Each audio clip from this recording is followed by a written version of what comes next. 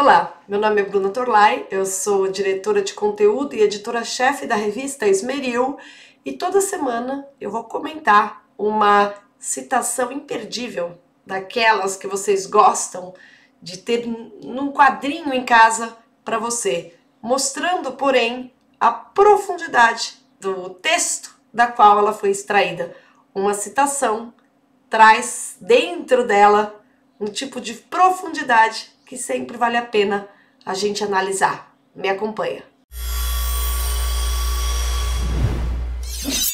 Segundo o filósofo espanhol José Ortega y Gasset, no livro Origem e Epílogo da Filosofia, as filosofias se entendem muito bem entre si.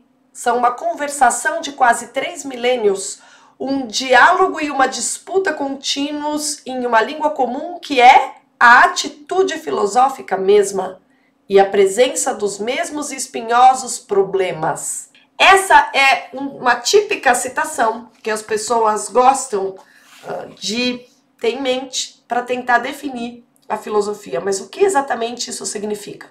O senso comum com relação à filosofia é que os filósofos não entram em acordo, porque existem várias filosofias, existem vários filósofos, e, digamos assim, as conclusões a que esses filósofos chegam não são idênticas. E pelo fato de a gente ter vários filósofos, vários nomes ao longo desses 3.000 anos, e os resultados de suas investigações não serem idênticos, com base nisso, o comum das pessoas, aquelas que não têm o hábito, não trouxeram ainda a filosofia para dentro das suas vidas, acabam pensando que os filósofos se contradizem e são pessoas que brigam entre si. Tá. Essas pessoas muitas vezes não entendem bem a diferença entre o cético, aquele investigador implacável que está sempre procurando falhas argumentativas na obra daqueles que se esmeraram simplesmente em buscar a verdade, não entendem a diferença entre os céticos, a atitude dos céticos e a atitude propriamente filosófica. O filósofo, ele busca a verdade e ele tem problemas diante de si e ele quer responder esses problemas, evidentemente, segundo a verdade das coisas. O cético, por outro lado, ele é um examinador de altíssimo nível que, diante de uma solução oferecida por algum filósofo, vai colocar cada passo dessa forma de resolver o problema em dúvida e vai colocar essas soluções sob uma dúvida tão ferrenha que o seu objetivo é sempre um objetivo de mostrar quais são os problemas, quais são as falhas e de que maneira que essa resposta não necessariamente está de acordo com a verdade, já que ela permite que alguém, ao examiná-la, encontre tantos problemas. A atitude filosófica é diferente da atitude cética. E você confundir filosofia com investigação, exame de filosofias, é o que faz com que você não entenda nada da tal da atitude filosófica. É natural que as pessoas cometam essa confusão, uma vez que a filosofia universitária, basicamente, é exercício de ceticismo. Na universidade, as pessoas ficam ali examinando filosofias, vendo em que sentido elas são consistentes, onde estão suas inconsistências, etc. Imagine um conjunto de céticos, de pessoas cuja tarefa é encontrar ali algumas brechas ou se tal lógica é implacável e escrever um trabalho a respeito disso. Isso é o que acontece na universidade, um ceticismo mitigado, um exercício de examinar soluções, filosofias, respostas. Mas o filósofo não olha para aqueles que o antecederam da mesma maneira que o cético olha para ele, da mesma maneira que um examinador universitário olha para um filósofo. O filósofo, quando olha para alguém que lhe antecedeu e que compactua com ele, que compartilha com ele a atitude filosófica, ele evidentemente vai encontrar um erro, um fracasso. Ele se dá conta de que há um problema ali, às vezes na maneira de apresentar a verdade e às vezes na maneira de defini-la. E aí é com base nessas falhas dos filósofos anteriores que, honrando o esforço intelectual que lhe antecedeu, ele como que é alimentado por essa dificuldade que ele descobre na filosofia anterior e a absorve a tal ponto que a resolve de uma maneira superior. De uma maneira que não faz com que a tradição perca aquela contribuição. É como alguém salvando uma teoria que não se resolveu tão bem assim. E dali, ele traz à tona a sua filosofia. Essa foi a relação entre Platão e os pré-socráticos, entre Aristóteles e Platão. E inúmeros outros filósofos que estão nesse diálogo ao longo de 3.000 anos.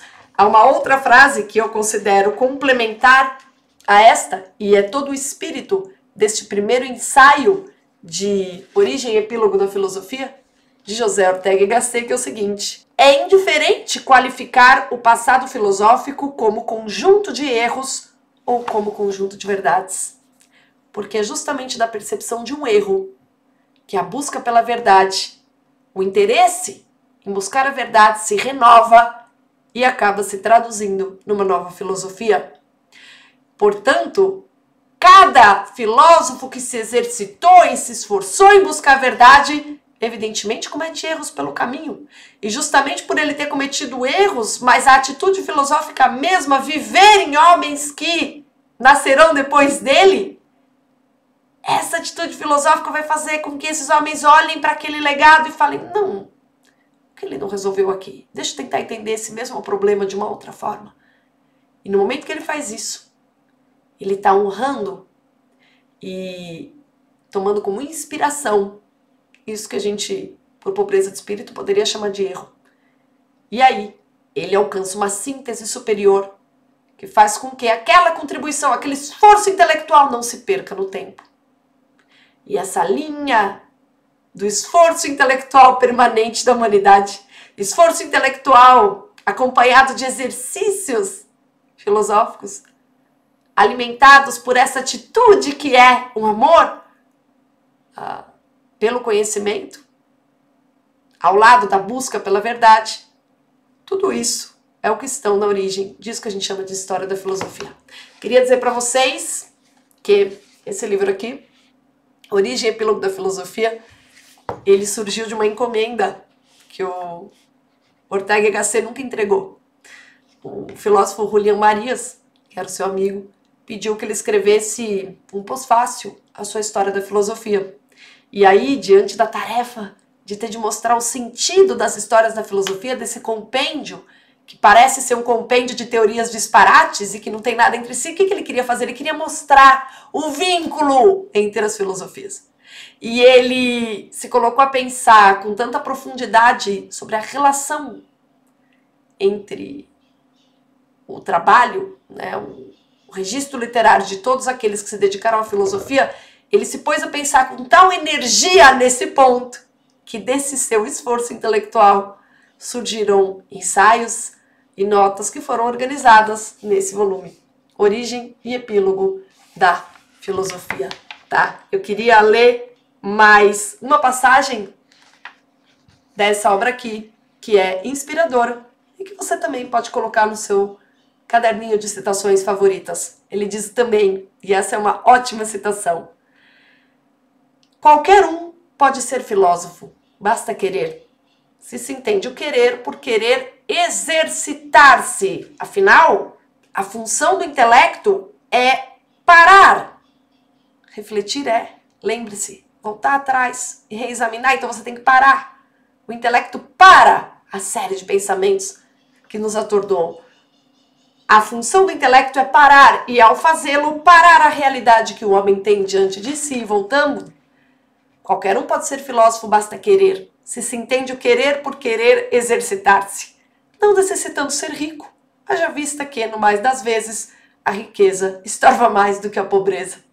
Eu deixo com vocês, portanto, essa primeira série dialética da obra Origem e Epílogo da Filosofia, como sugestão de leitura àqueles que já se deram conta nessa vida que, sem reflexão, a gente é absolutamente incapaz de compreender tudo o que acontece à nossa frente. A gente é incapaz de se dar conta da ordem do mundo. Da mesma maneira que, se a gente lê histórias da filosofia sem refletir sobre a relação profunda entre todas elas, sobre a relação profunda entre um problema deixado por um filósofo e o nascer de uma nova filosofia, se a gente lê uma história da filosofia sem entender o vínculo entre um esforço de pensamento e outro, e nesse esforço sintetizado, essa linha que a gente chama de história da filosofia, a gente também não compreende por que aqueles todos os problemas já estão ali formulados em Platão. Quando a gente é incapaz de refletir, a gente não compreende a cadeia que a gente chama de história da filosofia, e a gente também não compreende absolutamente nada do que acontece ao nosso redor. Tá, fica aqui a sugestão de leitura, essa bela citação, que você pode, com toda legitimidade, colocar num belo quadrinho, e o convite para que você, que gosta de refletir, que gosta de ler e que já entendeu que a leitura é um exercício intelectual para alimentar permanentemente a sua reflexão, dá uma olhada nos planos da Revista Esmeril, acompanhe o nosso Clube do Livro, o nosso Clube do Cinema, a nossa revista mensal e as nossas colunas diárias, que, diferentemente dos jornais que às vezes te sufocam com tantas notícias, tem por objetivo trazer para você uma reflexão por dia, para que você recupere essa capacidade importantíssima do ser humano, que é de olhar para o mundo, compreendendo e não temendo ou vivendo como escravo das emoções que se desencadeiam dentro de você, na confusão mental a que você vive condenado. Muito obrigada pela companhia e até semana que vem.